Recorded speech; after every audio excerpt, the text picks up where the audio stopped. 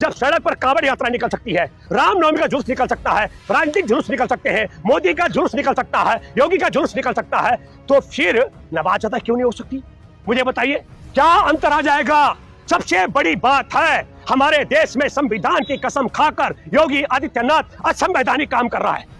एक तरफ हिंदुओं के लिए, आप कांवड़ के लिए हजारों किलोमीटर सड़कें आरक्षित करते हैं और दूसरी तरफ कई हफ्तों के लिए, और दूसरी तरफ मुसलमानों को सिर्फ 20 मिनट नमाज अदा करने के लिए आप वर्दीधारियों को उतार करके कहते हैं हम तुम्हें राउंड देंगे। ये असंवैधानिक है योगी। और मैं दावे के साथ जो आप कह रहे हैं बार बार, योगी का असंवैधानिक फैसला का समर्थन वो लोग कर सकते हैं जो हमारे देश में संविधान के दुश्मन है, जैसे जो हमारे देश से क्या सड़क पर नमाज पढ़वाने का समर्थन कर रहे हैं आप। हाँ, एक मिनट क्यों नहीं करना चाहिए? जब सड़क पर कांवड़ यात्रा निकल सकती है, जब सड़क पर रामनवमी के जुलूस निकल सकते हैं, जब सड़क पर तमाम यात्राएं हो सकती हो, जब सड़क पर जुलूस निकल सकते हो, जब सड़क पर मस्जिद के आगे, चर्चों के आगे बड़े बड़े डीजे बजा करके बदतमीजी की जा सकती हो जुलूस में, पुलिस की मौजूदगी में, तो फिर शांतिप्रिय ढंग से सड़क पर नमाज अदा इसलिए नहीं हो सकती सिर्फ क्योंकि तानाशाह बैठे संविधान कह रहे हैं और क्या कह रहे हैं, क्या बोल, क्या व्यवस्था को, सही कानून व्यवस्था को बनाए रखें। कौन सी? अच्छा एक मिनट, ये एक मिनट, कल को बिगड़ती है फिर आप आरोप लगाएंगे। नहीं, एक मिनट, कौन सी कानून व्यवस्था? जब मस्जिद हो और मस्जिद के आगे रामनवमी के दिन वो बड़े बड़े डीजे ले जाकर और बदतमीजी की जाए, भगवा फहराया जाए मस्जिद पर,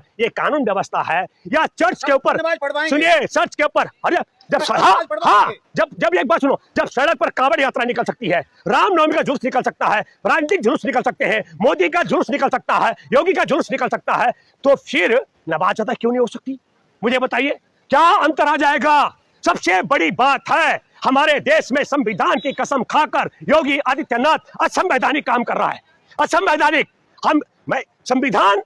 संविधान सबको बराबरी का हक देता है, और मैं दावे के साथ मैं कह सकता हूं, इसका नार्को टेस्ट करा दिया जाए तो मुझे तो लगता है कि पागलपन भी है, पागलपन। और ऐसा व्यक्ति जो संविधान की कसम खाता हो और संविधान का संकल्प लेता हो और फिर भेदभाव करता हो, यह संविधान का अपमान। हमने कहा जिस तरीके से गौ मास के मामले में मुसलमानों ने बैकफुट पर कर दिया आरएसएस भाजपा को, उसी तरीके से नमाज के मामले में मैं आपसे अपील और आग्रह करता हूं, इनकी अग्रदीन की तानाशाही के सामने सीना तान कर खड़ा होकर के नमाज अदा करने की बिल्कुल जरूरत नहीं है। शांतिप्रिय ढंग से जहां आपके लिए सुविधा है वहां नमाज अदा करे, लेकिन दुनिया देखेगी कि यह सरकार हिंदुओं की है कि उत्तर प्रदेश की। योगी आदित्यनाथ ने इस देश के संविधान की कसम खाई है और यह संविधान का सबसे बड़ा उल्लंघन है। एक मिनट नहीं, एक तरफ असहमत, असल यह संविधान का अपमान है, यह संविधान का अपमान है।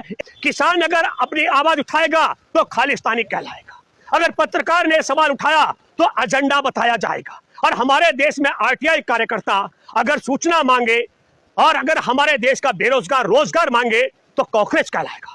इस